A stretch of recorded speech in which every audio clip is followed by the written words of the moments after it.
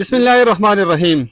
دا خیبر ترجمان ټلویزیون قدرمنو کتونکو السلام علیکم. سنگر خان ما او که یو طرف ته په چارسده کې د قیامت او د غم فضا د حضرت مولانا شیخ ادریس صاحب د شهادت په شکل کې چونکې په دغه باندې صرف علما غمجن نه دي. تاسو دغه پروګرامونه وکتل، هغه خلک چې د هغوی پټکې په سر نشته، ګیرې نشته، خو د هغوی په مخ باندې د اوښکو یو سیلاب دی. مفتي ګوهر علي شاه صاحب چې د کې پی کې مفتی اعظم په نوم باندې یادېږي، د هیڅ قسمه تعارف محتاج نه دی. په جنازه کې د دوی دغه دردېدلې تصویر ما پرون وکتل، نو مجبوره شوم چې راشم د دوی سره کېنم، د دوی څخه خبرې واورم. مفتي صاحب اول خو ډېره د لوی غم موقع ده، فضا ده د عوامو لپاره، به خصوصا ستاسو لپاره.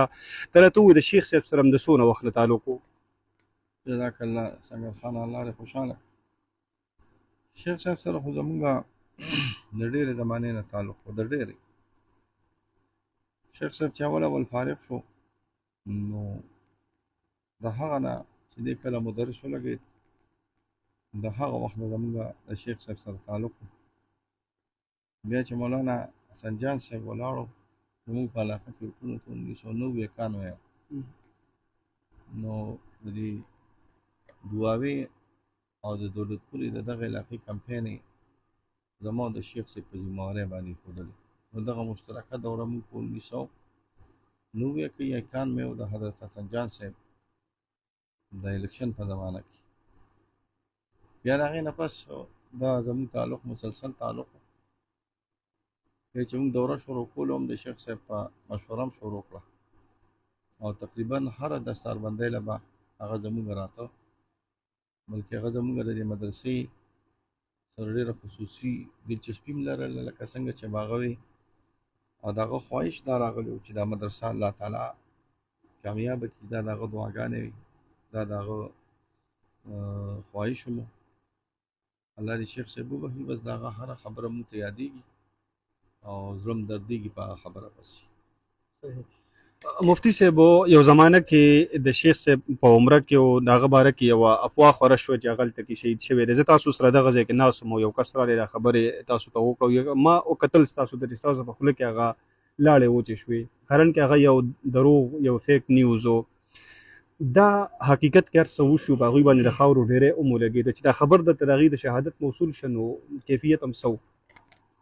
دغه وخت به سبقونه شروع کېدل، د نیم او کم 8 بجې وي، داسې 10 منټه کم 8 بجې چې دا خبره وچلېده.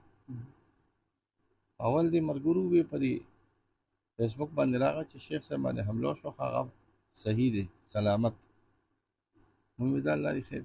بیا داسې 10 منټه 15 منټه چې تېرېدل، نو خبرونه بیا بدل شو. او بیا چې سبق ته کېناستلو، خبره کنفرم شول، بیا سبق موږ نه شو ویلی، ما هم نه شو ویلی او طلبا هم نه شو ویلی. بیا پرون موږ څنګه چې واورېده، تقریبا 8 بجې بیا هم چوټي وکړه، سبقونو چوټي مو کړه، او تقریبا ټول ملګري هغلته تقریبا 9 10 له رسېدلي وو ملګري. صحیح. مفتی صاحب او شیخ صاحب یقینا تاسو سره ډیره مینه لرله، چې کله هم تاسو ذکر راغلی دی نو ډیر په درنو او په خوږو الفاظو کې تاسو یاد کړي، کاغه د کیمرې مخې ته دی او د کیمرې نه شاته هغې، خو تاسو ډیر په عزت سره یاد کړي یې. ستاسو سالانه دستاربندۍ له به راتللو کمې خو به درته ډېر محسوسېږي جي؟ او دا خدا څنګه خان شیخ صاحب ډېر ښه سړی و، زموږ یې همیشه شاته به ولاړ و، هغه دعاګانې او د هغه پنجه دا زموږ په مدرسې باندې او زموږ په شا وه.